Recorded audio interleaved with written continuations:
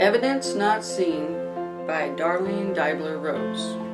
The next section of racks was occupied by Oma de Vries, a Eurasian woman married to a Dutchman. Her lovely daughter, Leni Ripasa, was about 18 years old. Leni was married with a little daughter, Iris. Her second child, Joyce, arrived soon after Leni came to Kampili. It was this young woman who volunteered to nurse the other infant in our barracks. We tried as much as possible to provide her with extra food because of the additional responsibilities she had undertaken. Oma suffered from diabetes and appeared to be morose, probably due to her physical unwellness. She was a Christian woman and very faithful in her attendance at devotions. Mrs. Traubach had the fourth bed in this section. She was a devout Christian, helped Oma care for Iris, and, like Oma, worked in the hospital kitchen. On down the row was Eileen Crucerova, a Czechoslovakian girl with an effervescent personality, complemented by a beautiful singing voice. She was a cheerful, positive person and much appreciated by the patients in the hospital where she worked. As I came to know Ellie better, I realized that beneath this happy exterior was a person with a very deep hurt. Ellie was adept at appearing carefree and lively, but beneath the surface I had seen a very grieved spirit. She was a devout Roman Catholic, and we had many opportunities to talk together about God. Ellie shared with me the source of the hurt and allowed me to pray for her. Beneath Ellie was a German girl named Katie Eckstein, for whom I felt an immediate affinity. We were about the same age. She had come from Germany to live with her sister, who was married to a Dutch patrol officer. Katie and Ellie became close friends. I felt joy to be available whenever either of them needed to unburden themselves to someone. In a measure, God enabled me to bring help and comfort to them on a spiritual level. Not only was Katie physically beautiful, but she had inward charm and grace. She was always a willing helper and a clever, creative seamstress. So naturally, she was assigned to the sewing room, making uniforms for the Japanese and work clothes for us women. The section next to Katie and Ellie was occupied by Mrs. van der Horst and her 4 daughters. Shortly before the Japanese invasion, the van der Horst's oldest daughter, Linchi, suffered a mental collapse. The doctors could find no reason for this sudden personality change. Seemingly overnight, a beautiful, cheerful, outgoing girl became depressed and withdrawn, except for occasional predictable fits of temper. Linchi had grown obese and had become exceedingly strong. The whole family was under a pall of disbelief that this had happened to their beloved Linchi. The mother showed me a picture of Linchi before the collapse. She had truly been a lithe young woman, with a flawless complexion, natural light blonde hair, and dark blue eyes. In a few months' time she had totally regressed. Though quiet most of the time, when she was enraged, only Mrs. van der Horst could handle her. One night a terrifying scream rent the barracks, and we ran to where the van der Horsts lived to find Linchi trying to choke her mother. It took her sisters and a number of us to force them apart. More than once she made attempts on Mrs. van der Horst's life, once trying to stab her with a knife. How often I saw the mother standing with the picture, grieving for her Linchi, and how often I heard her say, "If it wasn't for God, I don't know what I would do." She loved the Lord and drew upon Him for help and comfort. What a great wound this family had sustained, a hurt only God could heal.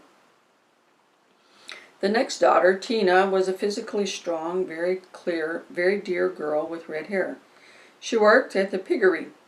Mian, the third daughter, was very tall and very lovely with blonde hair. She worked with the garden crew. The youngest daughter, Katrina, was spoiled, naturally, but she was only 13. They were girls to be proud of, and they brought much comfort to their mother. This family was respected by all of us, and we sorrowed for them and Linchi. During a severe outbreak of dysentery, Linchi took ill and died in the camp hospital. The family could but say it was a blessing, since the doctors held out no hope of Linchi recovering from her mental illness. Next to the van der Horsts came the section of the barracks where Miss Seeley, Mrs. Presswood, Miss Kemp, and I lived. Mrs. Jaffrey and Margaret lived in Barrack 6, where Mrs. Jaffrey had many friends from Makassar. However, they later moved to one of the cement houses, which was better for Mrs. Jaffrey as it was less damp. and not as cold at night. Basically, this was the arrangement that existed at the end of the war. A very large go-down had been constructed in front of our block of barracks. Here were stored all the camp supplies. The rainy season came with a promise that we would be sloshing around in a sea of red mud until the dry season came again. The grass roof became waterlogged. The bamboo frame was not sufficiently braced to withstand the wind and driving rain. One afternoon we heard a crackling sound, followed by a mighty swoosh, then crash. A cry went up on all sides for everyone to get out and help salvage the food. The whole camp worked for hours, trying to save as much as possible. Ruth and I were given a rigid bamboo stretcher on which to carry between us heavy copra bags full of saturated rice and sugar. I called on the Lord for strength, for I was sure my arms must come out of their sockets. My spine felt as though the vertebrae were being crushed one into the other. When everything was stashed under cover elsewhere, we limped back to the barracks. Our feet hurt from slipping and sliding around in the mud. Every muscle in our bodies screamed with the fatigue. I made up my mind that if I were going to be a coolie, I'd have to brush up on the shifting the load technique. The well was down on the other side of the camp, beyond the cement houses. We had to carry a bucket and rope for drawing the water, and by the time we had walked back to our shed in mud or dust, we needed another bath. The well house was much too small to accommodate all those who had to use it. It was a day of rejoicing when we saw workmen arriving to begin sinking wells in the areas between the barracks. At first the water was red from the clay, as the wells were not lined, but even this water was welcome for washing down the toilets. During the dry season, water became scarce and we were careful of every drop. During the rainy season, we could wash a considerable amount of mud and dust from our work clothes and legs by just standing in the rain. A bathhouse was constructed around the well site, and a cement guard wall was put in around the mouth of the well to keep the children from falling into it. With soap, as with food, clothes, and everything, sometimes there was just enough, other times the supply was far from adequate. If it were in short supply, we bathed with our clothes on to conserve the soap, for that precious item soaked through the dirty, sweat-filled garments and cleaned our skin as well. We had 2 sets of clothes issued to us, shorts and sleeveless blouses for those of us under 30. A dress could be requested for those over 30. These garments were navy blue, but after the first wash they were less than navy blue, and after being in the sun for not too many days they became gray. Because there was no lamps in the bathhouses, we bathed by braille, then put on our dry outfits for sleeping, and were ready to work the following morning.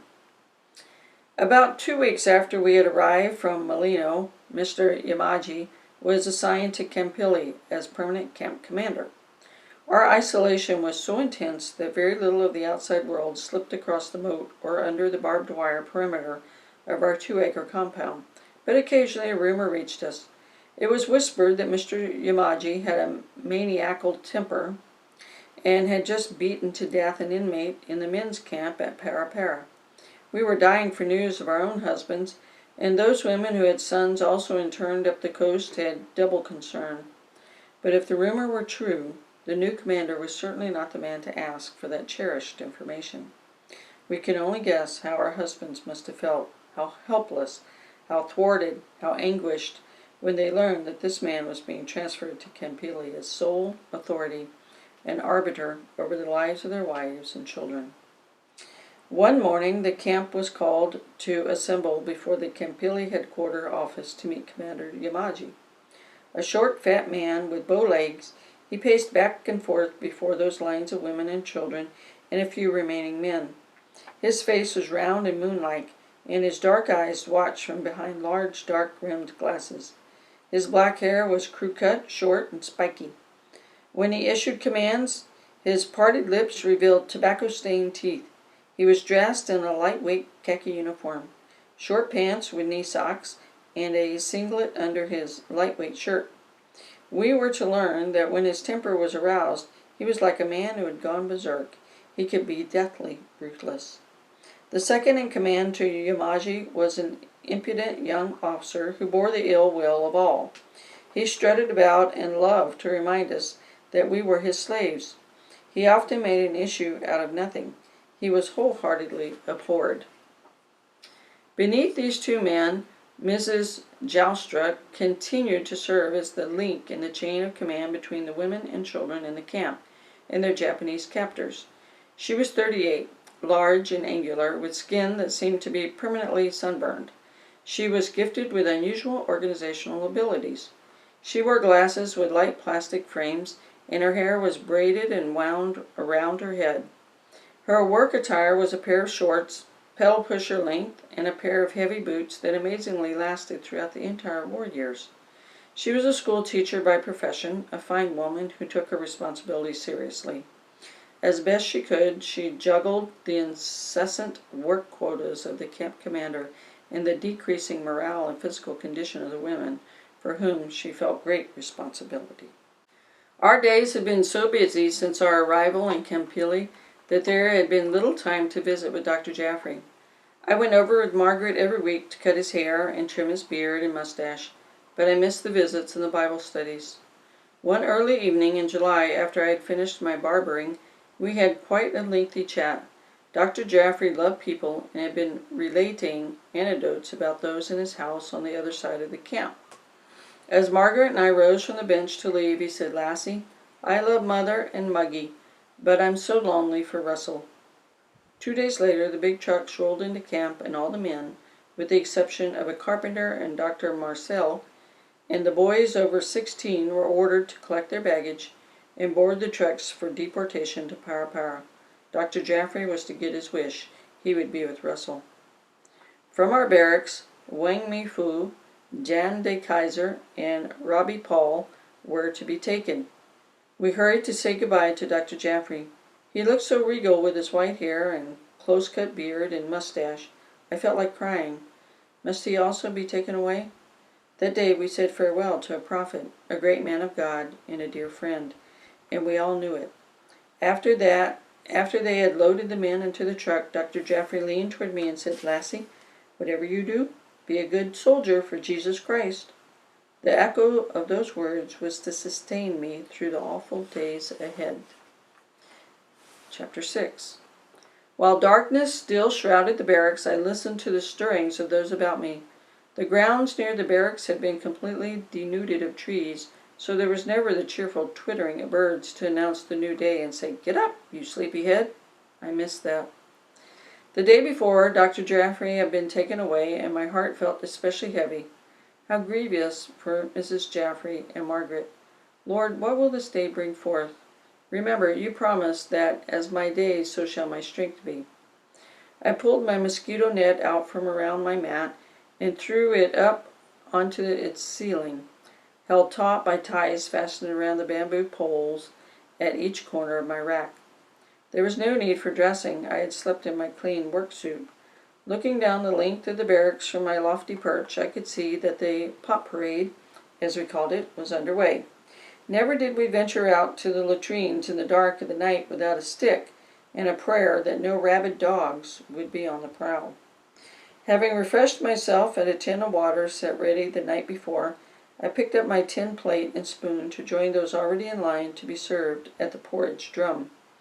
I ate hurriedly and washed my plate, setting it where the sun would later shine on it and sterilize it.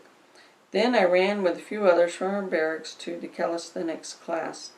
We tried to have a fair representation of us younger ones, for we never knew when Commander Yamaji would appear in his singlet shorts and thongs to see if we were obeying his latest command. Calisthenics were mandatory, designed and made us fighting fit to face the day, so he explained. They only made me fighting mad to think of the needless expenditure of already dwindling strength. I was thankful when the commander finally wearied of emerging from his quarters to count us and do a few squats and bends before us, and calisthenics died a natural, long overdue death.